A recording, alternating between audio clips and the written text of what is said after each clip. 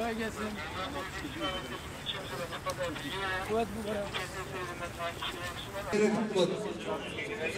Ayrılıklı çerçevesinde kullandığınız değerlendiğinden müdahale edilecek. Evet. Çember hattını tut ve koru. Müzakerece güvenlik Olaya çıkıyor. Siz ne giriyorsunuz? Adamlar içine gözümüze çarpacak. Tamam. Hukuksuzluğa devam ederseniz eylemimiz devam edecektir. Hukuksuzluğa mı bahsediyorsunuz? Öcalan için mi kurtarıyorsunuz?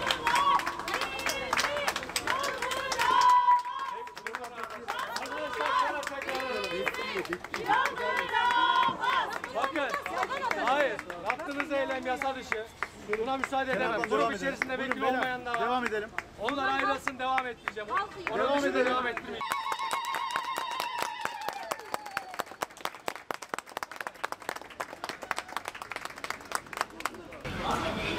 وەکێ کۆوەیژی زانن ئیران هەمیر باژارێ کوردستانê Türkiye em ber gelmeyi beklevat meşya. Yasaklama kararı var bugün. Gel hazır kuvvet geç. Asıl arasına gir.